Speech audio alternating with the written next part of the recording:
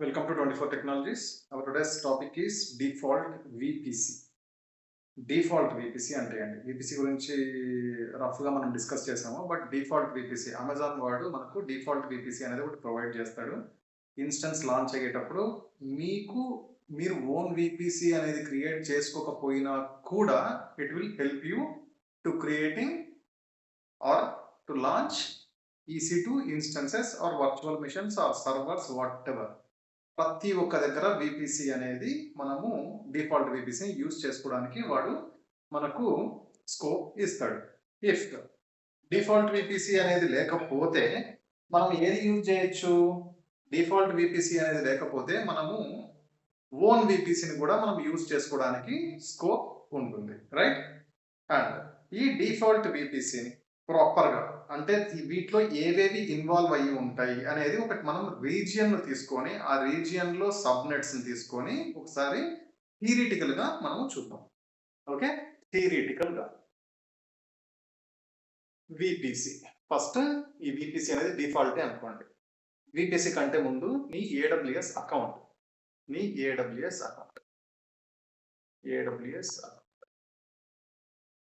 AWS account ఏదైతే ఉందో మీరు ఒక్కరే క్రియేట్ చేసుకున్నారా, లేకపోతే మీలాగా క్రియేట్ చేసుకున్న వాళ్ళు ఎంతమంది ఉన్నారు? All over world around 10 lakhs plus 10 lakhs plus మన క్రియేట్ చేసుకుని ఉన్నారు. లైక్ ఎంతో మంది. ప్రతి ఒక్కరికి వాడు డిఫాల్ట్ విపిసి అనేది క్రియేట్ చేసి ఇస్తాడు.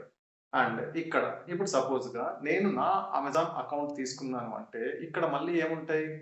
R1 R2 R3 ఈ రకంగా రీజియన్స్ R1 R2 R3 అంటే ఏంటి? అలాంటి రీజియన్స్ అరౌండ్ 24 to 34 అనుకున్నాం ఒక ఫిగర్.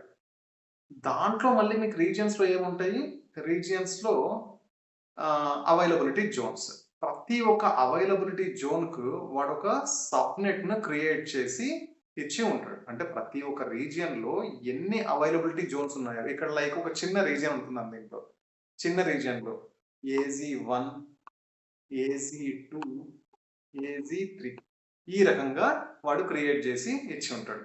అదే పెద్ద రీజియన్ అయితే 1 2 3 4 5 6 ఈ AZ1 వాడేది 2A 2B 2C అని చెప్పేసి మనకు చేసి ఉంటాడు. బట్ ఇక్కడ నాకు ఏది అడ్రస్ స్పేస్ ఏది వాడతాడు వాడు? అమెజాన్ వాడు నాకు అడ్రస్ స్పేస్ ఏది వాడతాడు అంటే 172.16.0.0 అనేది /2. ఇది మనకు డిఫాల్ట్ గా వాడు యూజ్ చేస్తాడు. ఏది సేమ్ మీకు ఇంకొక అకౌంట్ లో కూడా కనిపించవచ్చు, but that is different account. Like this is my రఘువీర్ అకౌంట్. ఇంకొకరు మా ఫ్రెండ్ ఉన్నారు అనుకోండి, లైక్ XYZ, వాడిది ఒక అకౌంట్.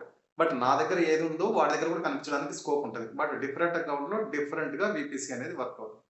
అండ్ ఇక్కడ మనం అబ్జర్వ్ చేస్తే వీడు ఎన్నింటిగా క్రియేట్ చేశాడు? ఇక్కడ ఒక చిన్న ఏజీని తీసుకున్నప్పుడు 3 parts గా AZ1 కు ఒక సబ్నెట్, AZ2 కు ఒక సబ్నెట్, AZ3 కి ఒక సబ్నెట్. ఇక్కడ నాకు యాక్చువల్ గా డివైడ్ చేసిన తర్వాత ఇది క్లాస్ బి. ఈ క్లాస్ బి లో వాడు డివైడ్ చేసిన తర్వాత నాకు 3 parts గా ఎన్ని వస్తాయంటే యాక్చువల్ గా 4096 ఫర్ ఈచ్ అవైలబిలిటీ జోన్ కోసం ఒక్కొక్క సబ్నెట్. బట్ నాకు అక్కడ చూస్తే అవైలబుల్ లో మీరు చూడండి, సబ్నెట్స్ లోకి వెళ్ళి 4091 మాత్రమే కనిపిస్తాయి. అంటే ఒక 5 అనేటివి మిస్ అవుతున్నాయి. 5 IP address. These all are available, these are all usable. ఈ 5 మిస్ అయినవి మరి దేనికోసం మిస్ అయినాయి అంటే డిఫాల్ట్ గా అమెజాన్ వాడు కానీ వాట్ ఎవర్ ఏ క్లౌడ్ అయినా రిజర్వ్ చేసి పెట్టుకుంటారు.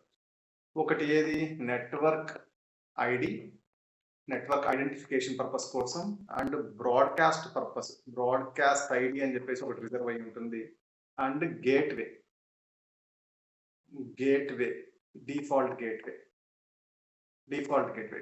గేట్వే అంటే ఏంటి అంటే మనం రౌటర్ కోసము ఒకటి డిఫాల్ట్ గేట్వేని క్రియేట్ చేసి పెట్టుకుంటాం, దానికోసం ఒకటి రిజర్వ్ అయి ఉంటుంది. And Amazon to VPC to DNS mapping కోసం, మ్యాపింగ్ పర్పస్ ఒకటి రిజర్వ్ అయి ఉంటుంది. అండ్ ఫ్యూచర్ పర్పస్ ఇంకొకటి రిజర్వ్ అయి ఉంటుంది.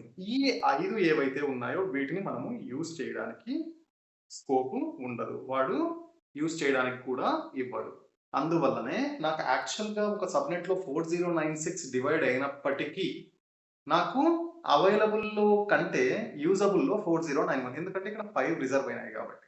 ఇంకా వీపీసీలో నాకు ఇంటర్నెట్‌ని రీచ్ కావడానికి గానీ, ఇన్‌స్టెన్స్‌ను నేను యూజ్ చేసేటప్పుడు నాకు అది ప్రాపర్‌గా వర్క్ అయ్యి, నాకు ఇంటర్నెట్ యాక్సెస్ తర్వాత నేను కనెక్ట్ కావడానికి ఇవన్నీ కావాలి అంటే నాకు మెయిన్‌గా కావాల్సింది ఏంటి అంటే ఫస్ట్ వీపీసీ, సెకండ్ సబ్‌నెట్స్.